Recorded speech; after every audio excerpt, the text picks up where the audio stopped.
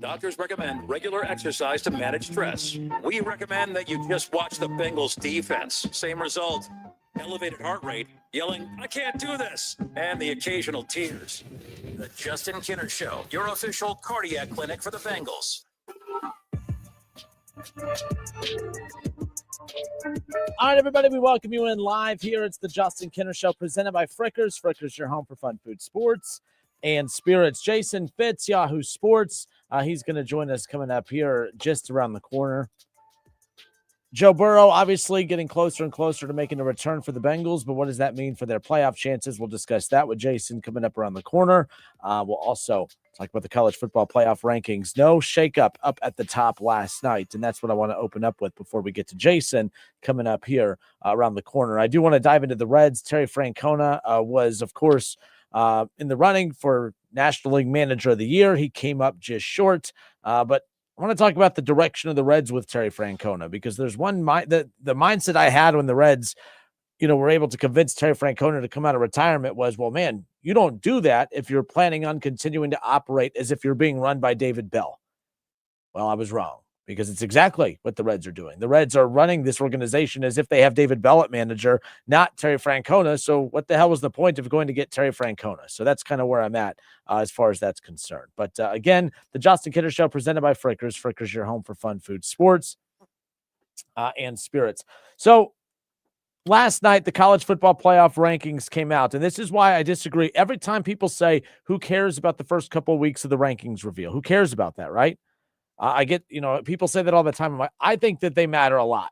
I think it matters a ton, because you learn about the committee. You learn about what the committee values. You learn about what the committee, how they view the college football playoff landscape. And I think that's important, because it helps you kind of analyze and figure out what your team needs to do to accomplish their ultimate goal, which is, of course, yes, to win a national championship, but to position themselves to win a national championship, they have to position themselves the best way possible when it comes to seeding in the college football playoff. So last night, the rankings come out, and it's been the same now for the last couple of weeks. In fact, the AP poll doesn't change at the top at all. Ohio State, Indiana, Texas A&M, Alabama, Georgia, same exact thing for the second straight week when the college football playoff rankings, Ohio State, Indiana, Texas A&M, Alabama, and Georgia. It all stayed the exact same. So what does that mean? Like, when you talk about what you learn from the committee, what does the committee, what is the committee telling you? Well, the committee, to me, when I sit back and I view this, the committee is telling you that they don't care about strength of schedule. They don't care about challenging yourself in the non-con. They don't care about who you play. This is obviously a very eye test heavy committee. They know Ohio State's the best team in the country, so it doesn't matter what anybody else does. They feel like they know that Indiana is better than Texas A&M, and I don't know that, but the committee's telling you that they are, because there is no reason why Indiana should still be at number 2. Texas A&M should at the very least be at number 2. Texas A&M blows out pretty much every one of their opponents. Every one of their opponents collectively is better, and it's a tougher strength of schedule than Indiana. Indiana just narrowly beat a 5-loss Penn State team, and they stay at number 2. Texas A&M goes on the road and beats a top 25 team on the road, and you just keep them at number 3. Don't even move them at all. I know we don't care right now. There's not a lot of drama because all is well in Buckeye land. Our team is the number 1 team in the country. I just think it's a weird dilemma. I think it's a weird dynamic, the way that the committee has gone about this. I'm not angry that Indiana's at number 2. It just doesn't make sense. The committee, they make such a big deal about challenging yourself in the non-conference, your strength of schedule. Remember, they put out before the season began this new strength of schedule metric, and they did this because there was a lot of programs threatening to stop challenging themselves in the non-con. They're just going to put together an Indiana-type schedule. If you remember, Indiana got a lot of heat at the beginning of the season because, well, this was their non-con. They played Old Dominion. They played Kennesaw State and Indiana State. And guess what? Their non-con for the next 3 or 4 years, it looks the exact same as this. Indiana will never challenge themselves in the non-con, and why should they? You play nobody in the non-con, and you're the number 2 team in the country, right? Texas A&M goes on the road and beats top 10 Notre Dame in the non-con, and they're sitting at number 3, and they can't jump a team that's literally played nobody or beat anybody? I understand. This isn't, I don't do the whole SEC bias game. And no one's going to feel sorry for Texas A&M because they're an SEC team. And I'm not really asking you to feel bad for them. I just always like to view things of, if my team was in that position, yeah, I'd be pretty dang upset too. I'd be pretty annoyed with that too. So I think it's wrong where they have Texas A&M placed. I think it's wrong where they have Indiana placed. Now, I'm not going to sit here and scream from a mountaintop because I just think that the teams, the number 2 team and the number 3 team should just be switched because that's honestly how I feel. Like they just need to switch them. Lane Kiffin said it best. I know we talked about it on yesterday's show, but Lane Kiffin basically came out and just said, hey, I don't understand Texas A&M. They're at number 3 no matter what. If they wouldn't have played Notre Dame, they'd be number 3. They played Notre Dame and beat them, they're number 3. So what the hell's the point of playing Notre Dame then? So there you go. Ron Howard says it will. So Ron Howard's on the Justin Kinder Show Facebook page. He says it will work itself out in the Big Ten championship game. I get that, Ron, but we're not in the Big Ten championship game yet. We still have a month of the season left to go. And the rankings are supposed to be put together based on the information that to this point. It's not, we're putting out our rankings based on where we think these teams are going to finish. It's supposed to be where these teams are at this point of the season. So I think it's absolutely stupid to have Indiana at number 2. They struggled. This is what I said this yesterday. Indiana still has this little underdog type good guy vibe feel to them where they're everyone's favorite underdog right now. So Indiana got a pass for struggling to beat a 5-loss team this past weekend. It's a pass that Ohio State would not have gotten. It's a pass that Texas A&M sure as hell wouldn't have gotten. Because Texas A&M's not being rewarded for beating legitimate top 25 teams on the road, and Indiana's not being held accountable for barely escaping with the W, a one-possession win against a team that fired their head coach and has lost 6 straight games now. So, yeah, I do have a problem with the way that the committee is going about doing all this and putting it all together. But nonetheless. All right. I'm Justin Kinner. It's the Justin Kinner Show, 1410 ESPN Radio. Something else I'm going to discuss with Jason Fitz coming up. We talked about Mendoza yesterday. The one thing I was starting to get a little defensive of with our guy Julian saying is that everyone is saying, oh, man, Mendoza is now the favorite to win the Heisman because he finally had his Heisman moment, right? Fernando Mendoza on the season has thrown for 2,300 yards. All right, he's thrown for 26 touchdowns. He's thrown 5 interceptions on the season, and he played 3.5 quarters of bad football, leads his team on a scoring drive, and that's his Heisman moment, and he's the favorite to go win the Heisman Trophy. I don't understand that. Julian saying he has less interceptions, about the same amount of touchdowns, 80% completion percentage. I mean, the guy's efficient beyond belief. He's thrown for more yards, completed more passes. He's a more efficient quarterback, and he's the quarterback on the number 1 team in the country. And the reason that Julian Sayin doesn't necessarily have a Heisman moment is because they take care of business the way that they should.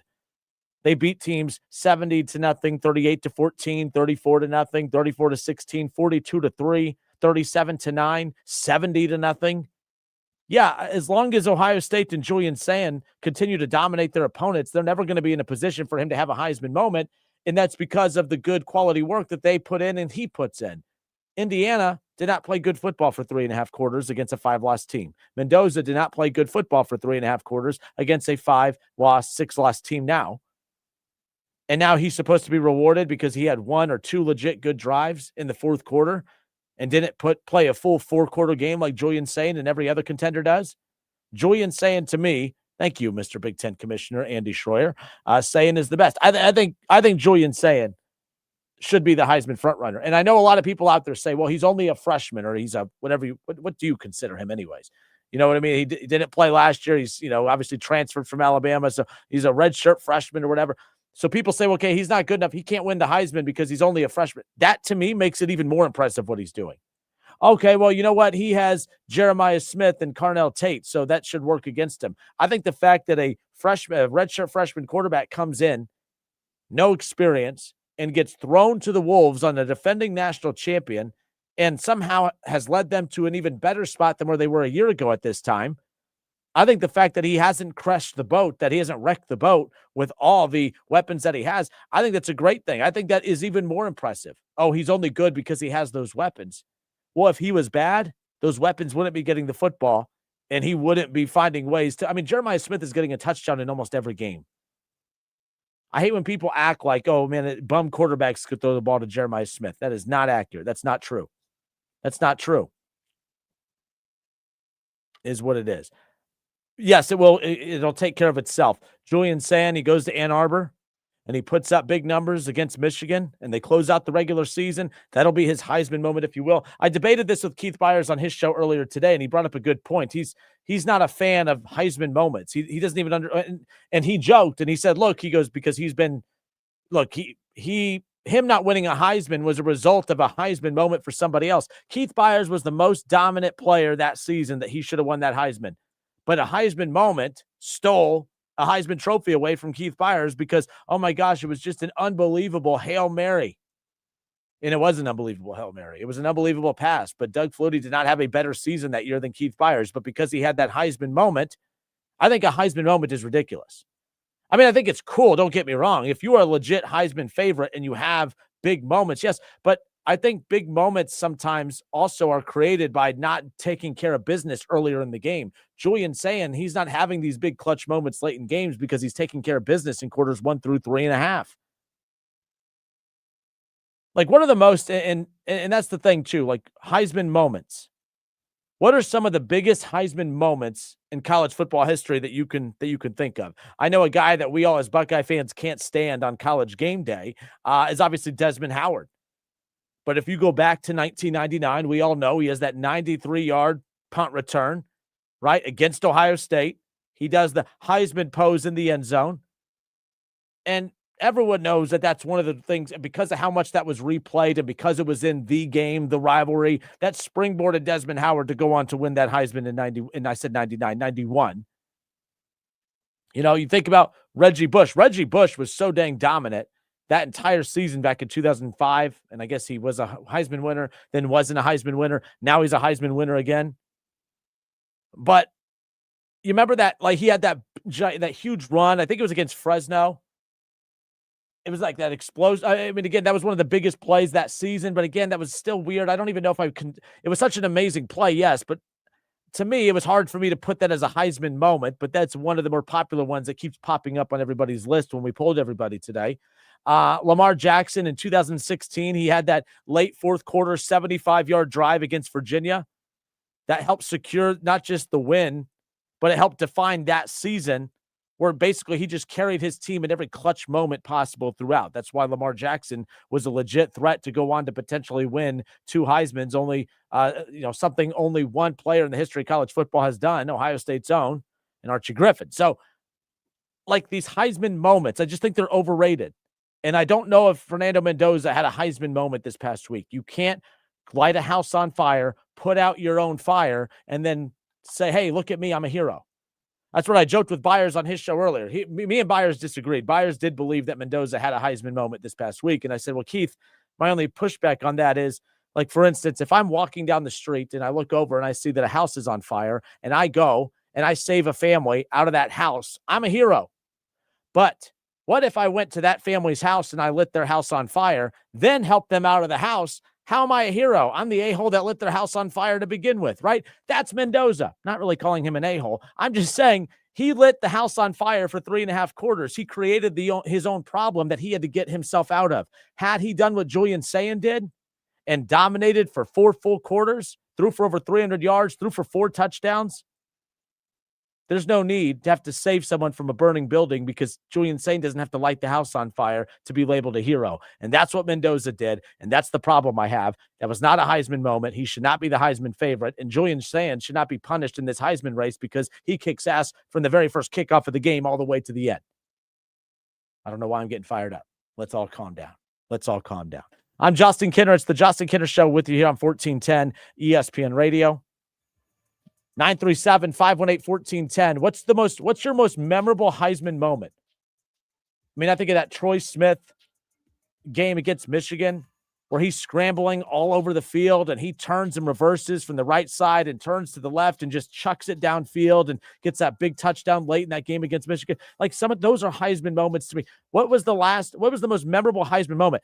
Last year, right? We talked about him, Travis Hunter. I can't think of one thing that he did last year that was a Heisman moment. What was his Heisman moment? What was the last Heisman moment that you could think of? Leave it in the chat. I'm not really trying to debate with you guys. I guess I'm just curious. When you guys, because we all do it. Oh, man, what's his Heisman moment? What's his Heisman moment? I guess the question I have is, what was the last memorable Heisman moment? And some of you may put Mendoza there, and that's fine. That's your opinion. Is that the last Heisman moment, the most memorable one? What was the last memorable Heisman moment that you could think of? Head to the Justin Kinner Show Facebook page, leave it in the chat, and we'll discuss more when we come back with Jason Fitz from Yahoo Sports. That's coming up next right here on 1410 ESPN Radio. Your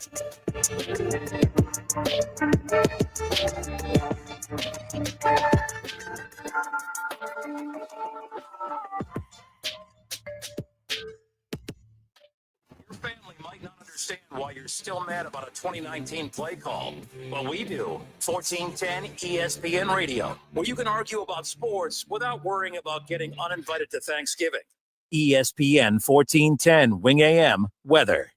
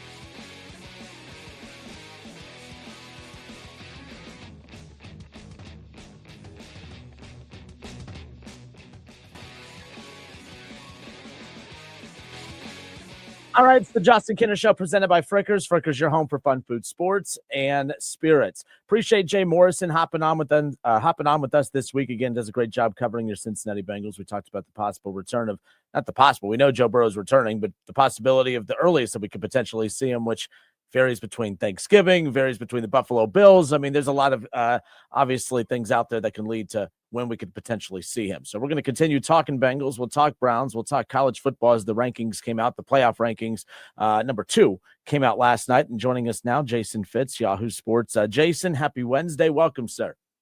Well, thanks for having me. Yeah, it's an exciting time. You got Burrow, you got Ohio State. There's things to be. I didn't mention the Browns. You got a lot to be happy about. Didn't mention the Browns. The Browns at this point, there used to be, you can't see it in this shot, but before I had a nice little Browns helmet and I had to replace it with the Ohio State helmet, as you can see. It's about time we start talking about the winning teams here in the state of Ohio for once. So yeah, I don't blame you. I don't blame you. But hey, look on the bright side. You got the number 1 team in all the land, and I think clearly the number 1 team in all the land, and that's something to celebrate. Let's open with college football. Keith Byers, who played at Ohio State, he's sitting over here. He just knocked out his show for us here in Dayton. And I was, we're debating Heisman moments. I think our Heisman moments. So we're talking about Heisman moments, Mendoza, Indiana. We had a disagreement. He believes that was a Heisman moment for Mendoza in Indiana this past week in their win against Penn State. I did not. I know it was a big moment. That was a heck of a throw. It was an exciting finish. But I said, if I'm walking down the street and I see a nice house and I go and light that house on fire and then I help put that fire out, I can't be a hero for putting that fire out, right? Like that's what he did. He helped start a fire against Penn State. He played poorly for 3.5 quarters. I'm not going to prop him up and reward him for making a big play to escape a game that shouldn't have been coming down to that point to begin with that he played a role in. Where are you with this Heisman moment with Mendoza in Indiana this past week? Look, you couldn't be more wrong, dude. It is a Heisman moment because it wasn't a Heisman game, but it was a Heisman moment. And I actually had one national media college football person tell me a couple of days ago, there are still a ton of people in the country that haven't even watched Indiana football. They just don't want to believe that Indiana football is good. There are a ton of fans out there that are casual fans that don't realize Penn State's having a terrible year. Didn't realize Penn State was on a losing streak. And then there's these moments where you get the entire country watching by the numbers. Everybody's just suddenly flocking to it. It's like, oh my God, Penn State's going to pull off the upset.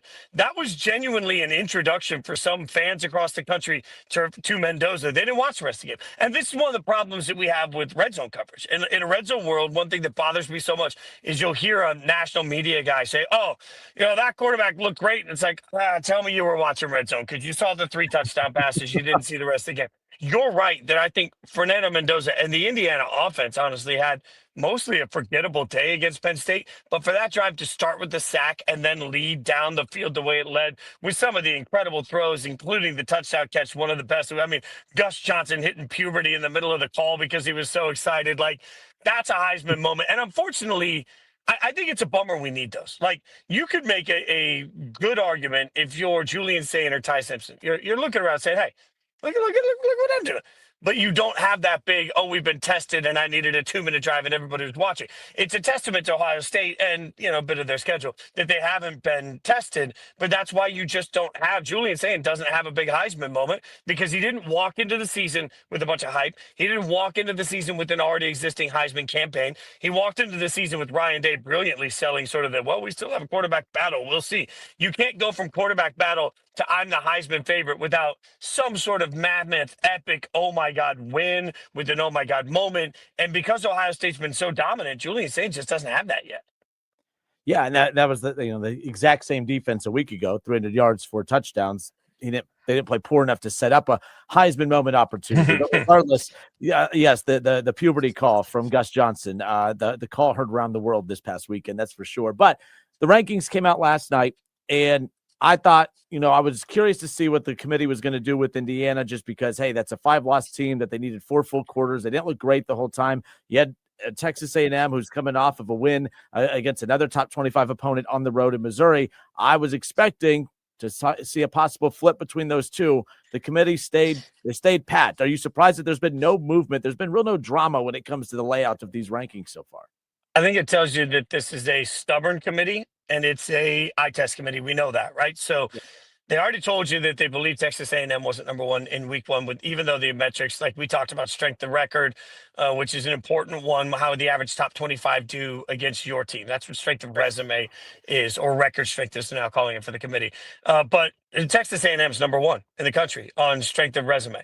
Strength of schedule, Texas A&M is higher than both Indiana and Ohio State, and remaining strength of schedule, Texas A&M is higher. And I don't think any of that matters. The committee's telling you, hey, we watch. And like, this is the great argument everybody has. Well, what has Ohio State shown you? I guess, man, you just got to watch football. And at some point you watch football. Even if you're watching a group of bullies take on a group of fat fifth graders in dodgeball, you can still see who's good, right? Like, and so, yeah, has Ohio State been tested? No. Has Ohio State played against the level of opponents that Texas A&M has played this year? No. Like, Texas A&M, by the metrics, the analytics, with no leaning one way or the other, believes that Texas A&M has played a tougher schedule. And it doesn't matter, because you still watch Ohio State. You're like, I don't know. They're big, they're fast, they're strong, they're efficient. They do everything the right way. They don't make a lot of mistakes. They're not in close games. Like, Ohio State's doing everything you need them to do. So I think what the committee is showing you is that they're stubborn, right? Like, they're stubborn about certain teams just belonging and certain teams not belonging. It's going to make it a really difficult path for a team like Vandy, for example, that's number 14. I don't know if Vandy, even if they win out, can Vandy get in the college football playoff? I don't know, because this is a stubborn committee. So we've seen that in their moves. And I don't think if all three teams win out, no matter what happens getting up to conference championship week, if all three teams win out, I think it's going to stay 1, 2, 3 just the way it is. Lane Kiffin had an interesting comment. I think one of the most recent press conferences he did, he was asked about his thoughts just about the layout for the SEC, the poor victims of the SEC, right? But he said he looks at Texas A&M and he's just confused. He said, what's the point of playing Notre Dame? Because he believes that whether you play Notre Dame or not, Texas A&M is number 3. You beat Notre Dame, you're number 3. If you beat who the heck is that state, you're still at number 3. Same thing with Ohio State. If you played who was that state in week 1 or Texas in week 1, it didn't really impact anything as far as that goes. So he's basically asking, what's the point then? What is the point of challenging yourself in the non-con if these games aren't really going to have an impact? Number 1, 2, and 3. Number 2 didn't play anybody in the non-con. But you look at the top 3 teams, really those matchups didn't impact at all how the committee views these guys. I thought it was a fair question. No, he's right. And the answer is there is no point to it other than growth of the game, and it's good for the sport. Like, what I would love to see is, honestly, like right now in the NFL, 14 of the 17 games are the same for every team in every division. The only games that are different are based on where you finish. So the third place team in the AFC North will play 14 of the same 17 games against first as the other teams in the division, but they'll also play other third place teams. I wish we had that in college football. And what I think would make a lot of sense is if we did a series where at the end of the year, if you finished third in the SEC, the next year you're going to play the third place team in the Big Ten, the third place team in the ACC, and the third place team in the Big 12. Like, then we get the opportunity to see some of these guys against each other, and we get a better line in the sand of like, okay, how do you compare to how does this team compare to this team? But even at that, like, some years the third place team in the Big Ten is going to be really good. And some years the third place team in the ACC this year is going to be meh, right? Like, so even at that, there's no way to get schedule conformity. So, I mean, Lane's not wrong. Like, the real answer is don't schedule anybody, beat the snot out of everybody, and take care of your division. That's going to be the answer until it bites somebody in the butt. And then it will counter back to, like, we got to play people, right? Like, I don't think there's any right answer. I think it's just people chasing information. But Lane's not wrong. If I ran a college football program, I'd schedule Nashville Auto Diesel College every week other than my conference schedule. Yeah, and that's it. Just takes me back to number 2 team in the country, Indiana, and the way Kurt Sinetti put the schedule together. He got a lot of heat, basically just, he took a shot at the SEC. That's what stirred the pot. But, basically, and you look at the Indiana schedule for the next 3 or 4 years, Penn State, people talked about them coming into the season. Their non-con is very weak for the next couple of years as well. So it is interesting seeing everyone's approach. Ohio State, though, Georgia, Alabama, they're in the Texas series right now. Do you see those series sticking? You think any of these teams kind of back out, or the egos of these programs say, hey, we're not going to be the ones that back out of this? Do you think that those series continue? I think the hard part about it is, like you mentioned, the ego of the programs. I think the money in college football is so insane. At some level, it might not be coaches, but at some level, administrators understand that giving me those cross-conference weekend opening, season opening games, they matter. They matter for the entire publicity of the sport. So That's where you got to make a decision. Would you rather have the easy wins, or do you want to be part of the most landmark opening weekend in the sport? And I'm not sure that the Alabamas of the world don't want to be part of that, right? Like there's some level of, look at college basketball. I know nobody's paying attention to college basketball, but like we have the Champions Classic series that come out in the Big Ten ACC Challenge and all these different things that exist. And like, yeah, you could argue that it's kind of pointless for a lot of these schools. Why go out and play it? But then when there's a big night like next week, Madison Square Garden, you got 4 blue bloods coming in to play each other because it's good for the promotion of the sport. It's good for everybody's bottom line. Like that's the part of it that I think even if Alabama and Ohio State came in and said, we don't want to do this anymore, the TV partners and the conferences would all then sit down and say, are we sure we don't want to do this? You really want this to not be you guys? Like, I think there is a little level of what's good for the gander is good for the goose. Jason Fitz, Yahoo Sports, hanging out with us here. It's the Justin Kinner Show presented by Frickers. Onto the NFL. Joe Burrow, they activated his 21-day window here, so he's going to be back sooner rather than later. This may sound like a goofy question because Joe Burrow is better than Joe Flacco. There's no doubt about it. But it appears in talking to Bengals fans and local media here that there's like a sense of, okay, he's trying to get back and rush back ahead of schedule. Let me ask you, the Bengals, how much different are they moving forward with Joe Burrow versus Joe Flacco with the way Joe Flacco has been playing? The team hasn't been losing because of the offensive side of the ball. They've been getting everything you could imagine and more from Joe Flacco at the quarterback position. I'm not saying big whoop, he's coming back, but I kind of am. What kind of impact is Joe Burrow coming back? What impact will it have on the Bengals when you consider all the deficiencies that this team still has? I was talking to a smart former NFL defensive player the other day, and I said, hey, is Burrow going to fix the Bengals? And he literally texted me back and said, I don't know. What position is he playing on defense? And to your point, like, yeah, I would want Joe Burrow back too, because Joe Burrow makes the impossible feel possible. That's one of the greatest things about a quarterback is he gives you hope. He gives you hope every single week. But one of the most misguided things about the way we cheer and the way we cover the sport, all of us watch the sport, is we make it solely about a quarterback. And it's like, oh, yay, this quarterback comes back and everything's going to be fine. Lamar Jackson coming back is part of what's helped to fix the Ravens. But another part of that is they've gotten healthy in several other key spots on the defensive side of the ball over the period of weeks. We just don't talk about that because it's not Lamar, right? So Joe Burrow coming back gives everybody hope. But to your point, I would feel like I needed him if I was still watching Jake Browning play. But I've watched Joe Flacco play well enough to win me football games. This is that at some point you've got to expect the defense to step up and make the key stops. And that's where this thing is broken, where this thing is wildly broken. When you score 40-plus points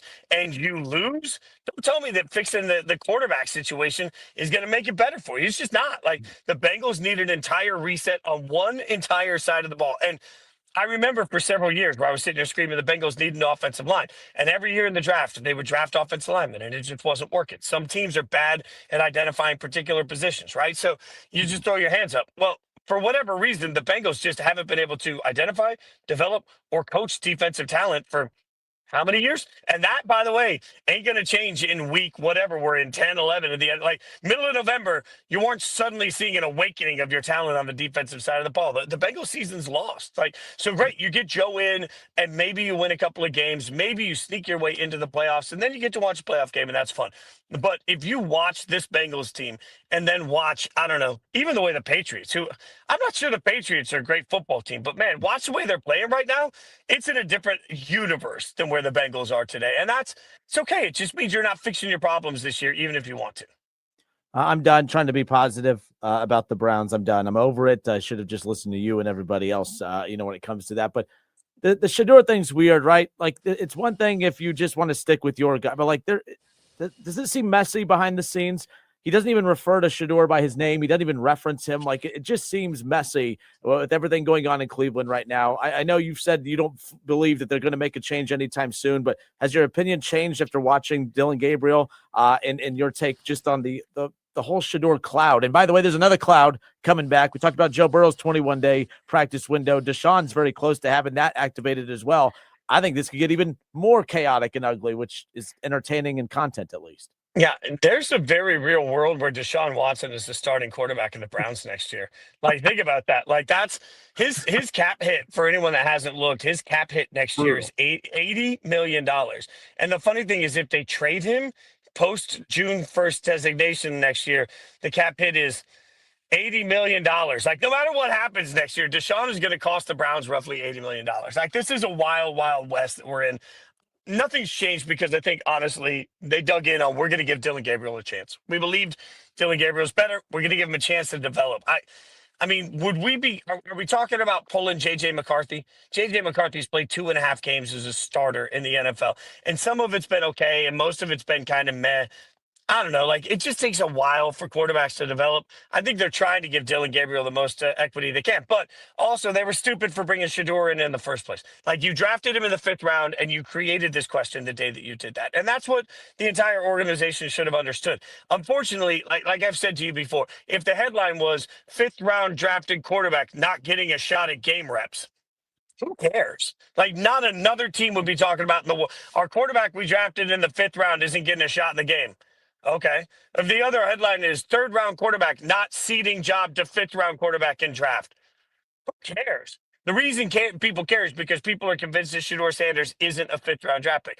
To which I would say, even if you believe in collusion, and even if you believe in sending a message, and even if you believe that teams will turn around and sabotage anything, the one thing owners are at their core is wildly competitive. You will never convince me that 32 owners passed on Shador over and over and over and over and over. That's 5 times again, just to make sure that they sent him a message. At some point, you can murder somebody and the NFL will put you back on the lineup if it helps you win a football game. There are women beaters and rapists that actively play every single Sunday. The NFL does not care who you are or where you're from if it can win you a football game. I would buy that the league was sending a message night 1. Fine.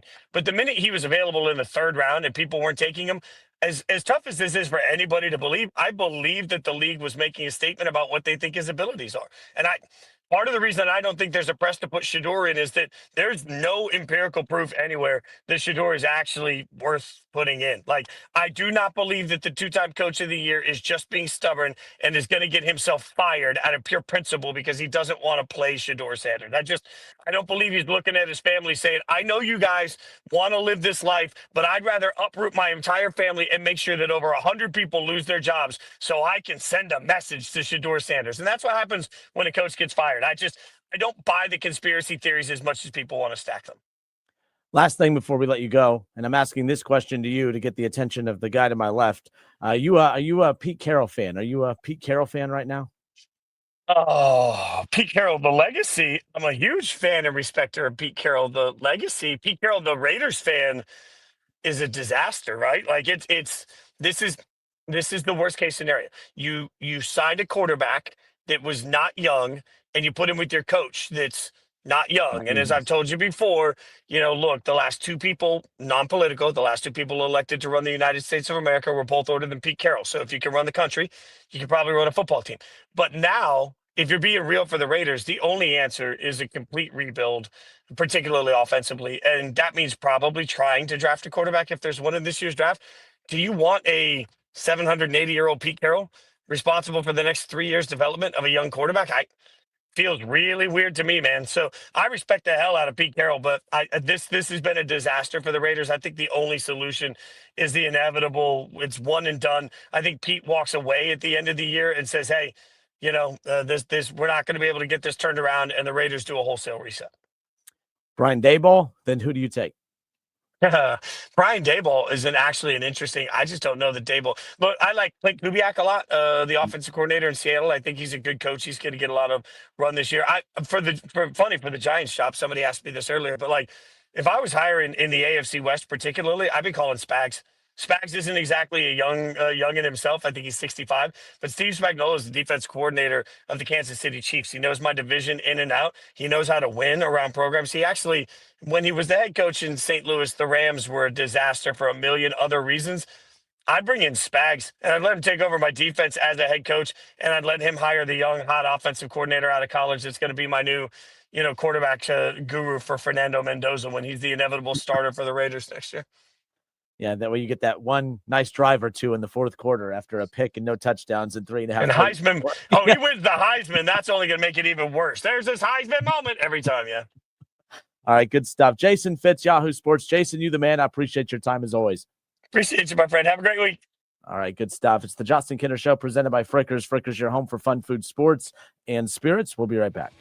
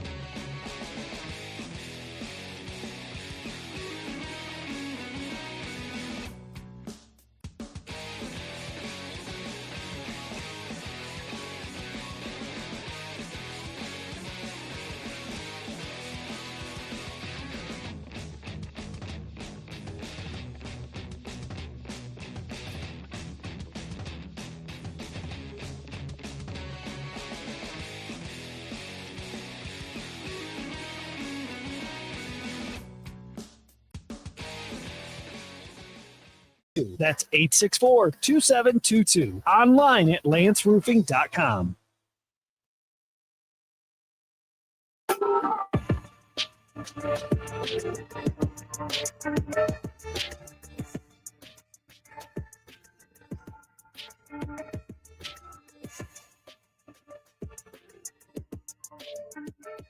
All right, everybody, we welcome you back. It's the Justin Kinner Show presented by Frickers. Frickers, your home for fun, food, sports, and spirits. College basketball last night. Not a good night for our teams here in the Miami Valley.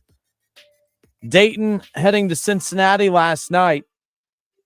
They trailed 17-2 at one point, a horrific first half. They did come climbing back a bit. They ended up trailing 33-26 at halftime, and the Flyers get outscored by the Bearcats 41-36 in the second half. They lose on the road at Cincinnati 74-62. The Dayton Flyers, of course, we know. I like the non-con schedule for UD. They're going to have a chance. I think they have Bethune-Cookman coming up or whoever. I mean, they have them. Yeah, Bethune-Cookman coming up on the 15th at UD Arena, and then they're going to be at Marquette. All right, they have Georgetown coming up here, at the end of the month. They will have Virginia at home. They have Florida State at home. But they're going to have to show some major improvement because I do know Cincinnati, they're solid. But, for them to go and lose against Cincinnati with the heavy Flyer fan, presence the way that they did, I don't know. This roster, I think it's a balanced roster. I think that they have a very good starting five. I just don't think they have a lot of depth. And I don't think they have a good coach. So that's just my take. I'm not changing that. I will stick to that. I will say that every single day until UD has a new coach. But that's besides the point. Wright State, they lose by 10 last night at home against Toledo. Wright State had a very good first half. They were up 39-34. And within a blink of an eye, Toledo just got hot. Toledo had Austin Parks. He's a kid from St. Mary's, Ohio. For you Flyer fans, if you remember Mark Ashman. Mark Ashman played at St. Mary's back in his day before going to UD, of course. But Austin Parks played at St. Mary's and then originally went to Ohio State. Didn't get playing time there for Chris Holtman, entered the portal. And I think the MAC is the perfect spot for him because that kid dominated yesterday. I mean, he hitting threes. He was hitting shots all over the floor. 14 points yesterday, 6 of 7 from the floor, shot 85%. I think he made the right choice to go there. But unfortunately, Wright State loses 81-71, both local teams. Not a good night. Not a good night for college basketball fans here in the Miami Valley. As far as Ohio State is concerned, look, they haven't played anyone of substance yet, but they had App State last night, 75-53, the final. And you look at that matchup. So Ohio State's going to have Notre Dame coming up here at the end of the week, 75-53, the final. Brandon Knoll, who played at Wright State last year, led Ohio State in scoring with 17 points. He was 8 of 10 for the field and had a few rebounds as well. So we're going to get a chance to see just how good this Jake Diebler Buckeye team is here. They have Notre Dame coming up. They'll be at Pitt and then Big Ten play. Right off the bat, early December, they'll be at Northwestern. They have Illinois, West Virginia, too. Non-Big Ten opponent, of course, North Carolina. So that's all coming up for Jake Diebler and the Buckeyes. And we have all Buckeye games and all Wright State games on the hardwood for you here on 1410 ESPN Radio and on 101.5 The Fridge. So keep that in mind. While we're on the topic of college basketball, I thought this was interesting. So Rick Pitino recently went on the Dan Dockett show and criticized ESPN's coverage of gambling. And I think, look, there's a lot of this sports betting investigation does stem back a good chunk. There's a couple players, including Adam Jai, who plays for Dayton, or at least is on the roster. He has not been cleared yet, but there's a handful of players going back to his time at Iona that is kind of wrapped up in this investigation that's going on with the NCAA right now.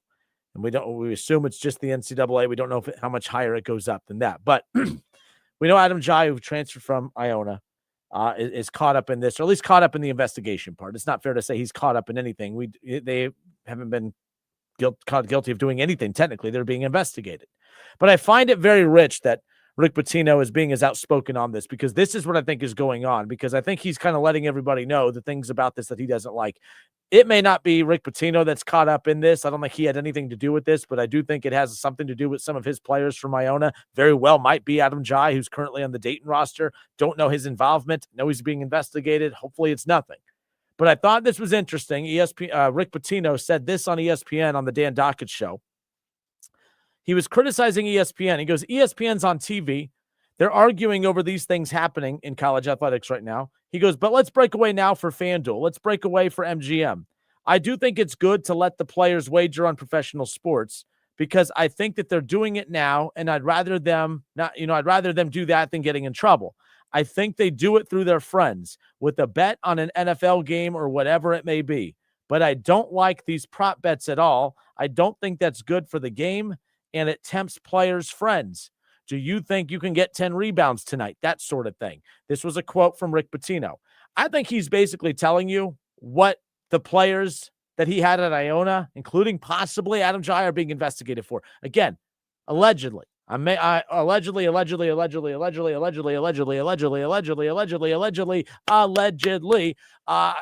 is what these guys are being investigated for. They're being tied into the sports gambling side of things. So while they're they're not allegedly being investigated for it. They're being investigated for allegedly being caught up in this.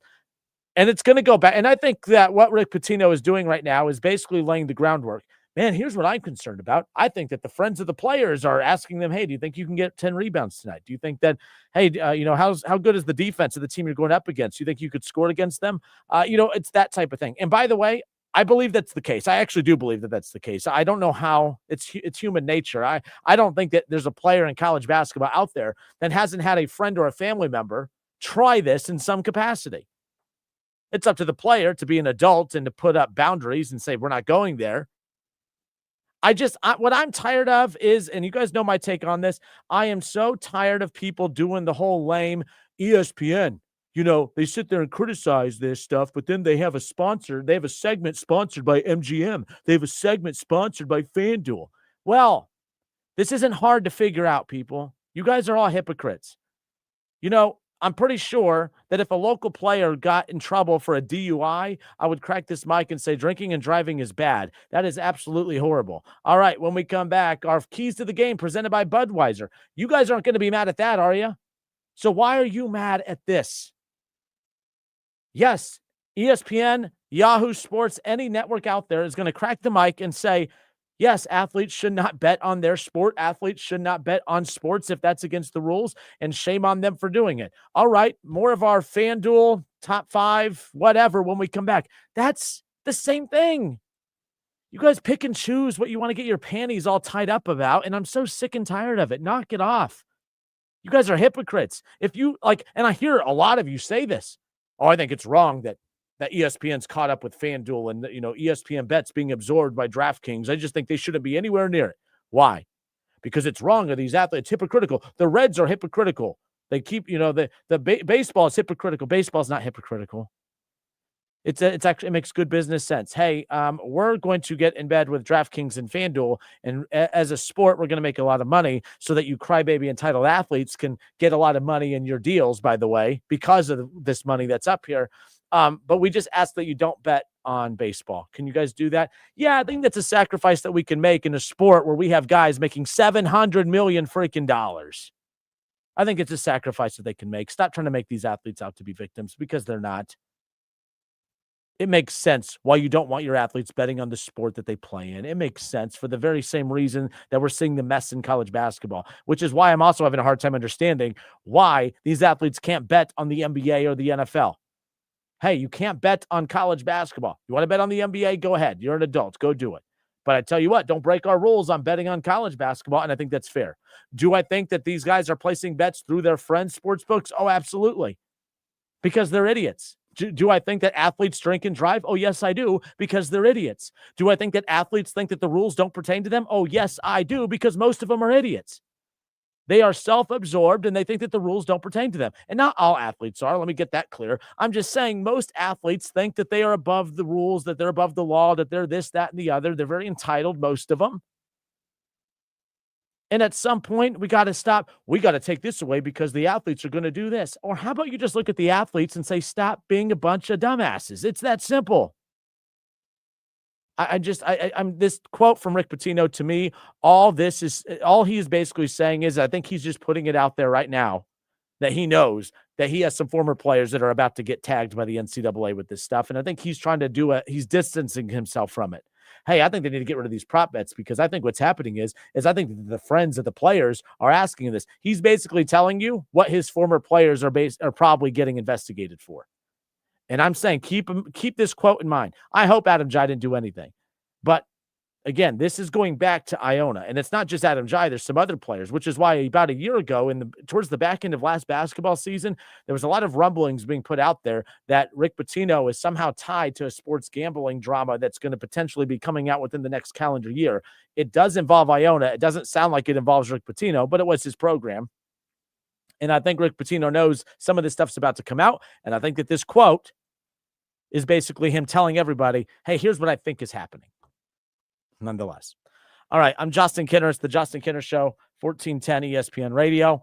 We're going to, of course, hit station identification and take a few moment break, and then we're going to talk some Cincinnati Reds baseball when we come back. Terry Francona was up for Manager of the Year in the National League. He did not win National League Manager of the Year. He did come in second. He did receive a couple first-place votes.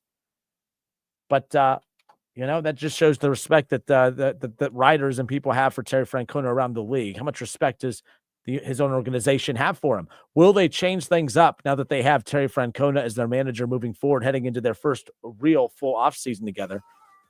We'll find out, and we'll discuss when we come back. It's the Justin Kinner Show, presented by Frickers.